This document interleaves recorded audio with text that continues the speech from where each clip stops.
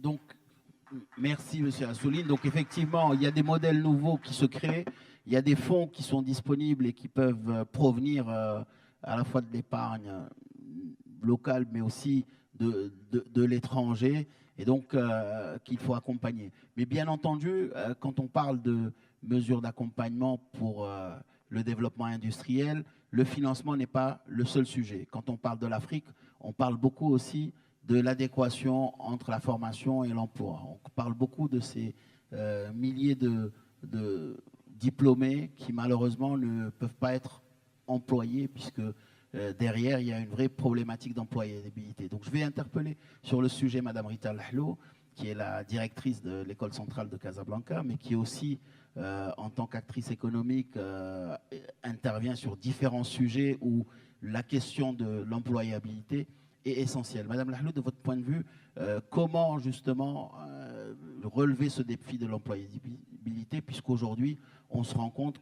qu'une bonne partie des jeunes Africains qui arrivent sur le marché de l'emploi, malheureusement, ne sont pas formés pour répondre aux besoins de l'entreprise et aux besoins du monde économique.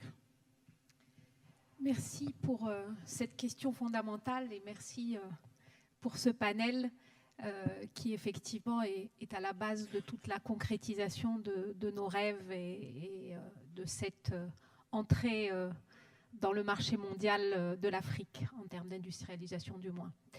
Alors peut-être pour démarrer ce point, je voudrais juste comprendre les grands sous-jacents et planter le décor. 2050, l'Afrique comptera environ 2,2 milliards d'habitants. Parmi ceux-là, il y aura 800 millions d'actifs qu'il faut aujourd'hui former, qui sont aujourd'hui à préparer pour le marché de l'emploi. Les projections donnent que ce ne sera probablement pas les États qui les emploieront, puisqu'on va probablement passer dans une phase dégressive du nombre de fonctionnaires. Et puis, ça ne sera probablement pas les grandes entreprises ou les moyennes entreprises telles qu'elles sont aujourd'hui actives qui vont les employer. Donc, ces ressources de demain devront être, pour les meilleurs d'entre eux, des créateurs d'entreprises, de PME, de TPE, et puis pour peut-être les moins formés d'entre eux, seront des auto-entrepreneurs. Donc aujourd'hui, ce qui est clair, c'est que ces types d'entreprises, les produits qu'elles vont créer, les services qu'elles vont donner, ne sont même pas appréhendés dans nos écoles et dans nos universités d'aujourd'hui. Et donc le sujet, c'est comment est-ce que nous nous préparons pour affronter ces enjeux de demain. Pour compléter ce diagnostic, enfin cet état des lieux, je voudrais cette fois-ci prendre mes casquettes très micro pour vous donner ma vision du possible ou de champ des possibles par rapport à nos expériences marocaines. Donc comme vous le disiez, j'ai la chance de diriger ce très beau projet qu'est l'école centrale de Casablanca, qui avait l'ambition de créer la première formation d'ingénieur généraliste dans son concept français, qui est assez original, mais qui a cet énorme avantage de penser que par la science, nous pouvons former les leaders de demain. Ce que je peux vous dire, c'est que les jeunes que nous formons aujourd'hui n'ont absolument rien à envier à aucun de leurs homologues formés dans les écoles centrales, non seulement françaises, mais également chinoises à Pékin ou indiennes à Hyderabad. Je peux même vous dire autre chose, c'est que le modèle marocain, qui a hérité de 2 siècles de savoir-faire de l'école centrale de Paris, aujourd'hui est un véritable laboratoire parce que nous sommes partis d'une feuille blanche et que nous avons réussi, en nous donnant comme ambition que nous ne devons pas dupliquer un système, mais que nous devions l'adapter, le reconstruire et nous l'approprier par rapport à nos contraintes marocaines et africaines. Nous avons un engagement d'avoir 30% de nos effectifs qui viennent d'Afrique, est une véritable aujourd'hui succès, puisque l'ensemble des écoles centrales viennent voir ce qu'on fabrique en termes pédagogiques. Donc, c'est possible et on voit que nos élèves, non seulement même s'ils sont encore en phase interne. Hein. Notre première promotion sera diplômée en juin, mais ils sont déjà demandés dans les autres écoles et qu'aujourd'hui, ils constituent parmi les majors de promotion des autres écoles centrales. Donc ça veut dire que le contenu est là, et l'enthousiasme est là, et l'envie est là, et ce sont des jeunes qui ont absolument soif de se prendre en main leur destin et d'être acteurs de leur futur. Parallèlement à ça, j'ai la chance de présider une entreprise qui est dans l'offshoring et qui aujourd'hui appartient à un groupe allemand qui est présent dans une trentaine de pays dans le monde.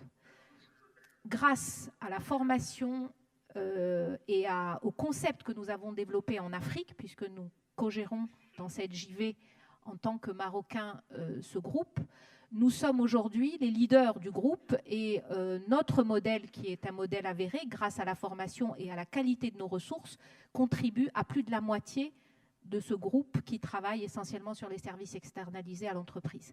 Donc, ma note d'optimisme, c'est que nous pouvons tout faire pour peu que nous soyons dans un cercle vertueux constitutif. Et je terminerai par ça, parce que pour moi, les vrais enjeux, ce sont les suivants.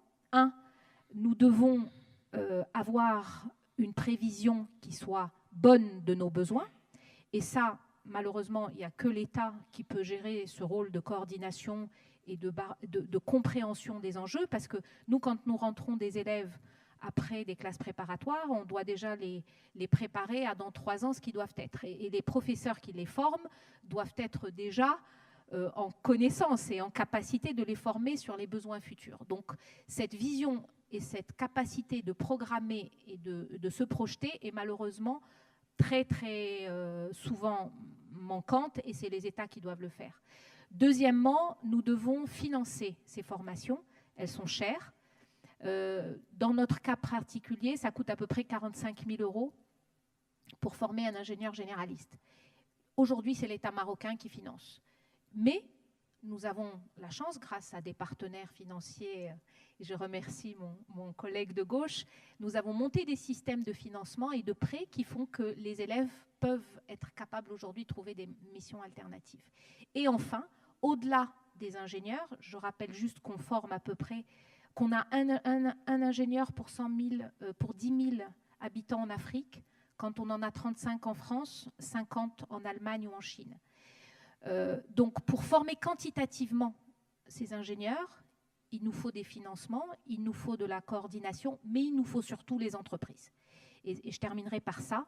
Les entreprises doivent être là dans toutes les passerelles qui ne démarrent pas en école d'ingénieur, qui démarrent à 15 ans, 16 ans, dans les formations pro, dans les formations alternatives. Ce n'est pas les offices de formation professionnelle qui, tout seuls, dans leur coin, font les politiques. Elles doivent être en adhésion totale avec les besoins des entreprises. C'est les entreprises qui nous donnent les projets, c'est nos entreprises qui nous financent les recherches, et c'est les entreprises qui nous permettront de penser notre avenir africain par nous-mêmes, parce que ce ne sont ni les Chinois, ni les Européens, ni les Américains qui ont nos contraintes, et les frog leap dont parlait tout à l'heure M. Zinzou ne sont capables d'être créés et pensés et appréhendés que pour les Africains, par les Africains. Merci.